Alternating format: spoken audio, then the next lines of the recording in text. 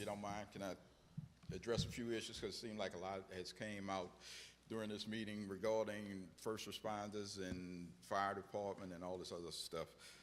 First of all, I want to thank you, Council, for approving the settlement that we worked on over the weekend for these firefighters. I was part of that settlement in New Orleans that Attorney Louis Robine spoke of earlier that took over 30 years for guys to get pennies on the dollar for, and you didn't take that approach with these guys, and I really appreciate you doing that for us.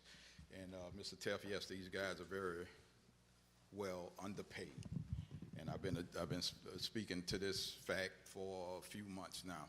But the one thing, we are working on several other issues that's involved with the fire service, with other issues that's been going on for years with them. Promotional pay rate, one of the things we're trying to address now. But what that's going to create is a bigger gap between the younger guys and older guys. But this administration has committed to resolving that issue for the younger guys. It's just going to take some time and money for us to do that.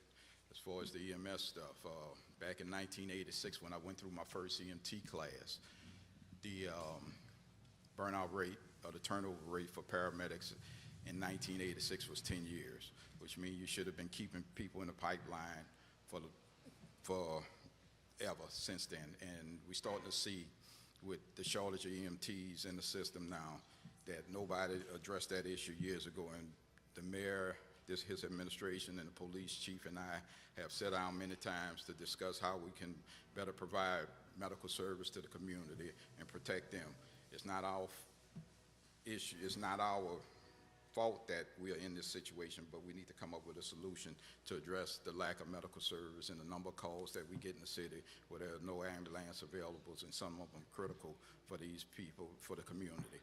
We've also transported a couple of times in the recent past in the fire truck people to hospitals because they didn't have ambulances available. So we have a lot of issues going on with that. We have older stations, we have older fire trucks, although we just got 2 new ones. We still have fire trucks from the 90s in frontline service in the department, and we shouldn't have that for these guys. We should have better equipment for them, better station, better training, better salaries for them. So we'll be looking at working on that for these guys going forward. And I appreciate your assistance with all that. Thank you, Chief. Have a motion by Councilmember Brannigan, seconded by Councilmember Wilmot to adjourn.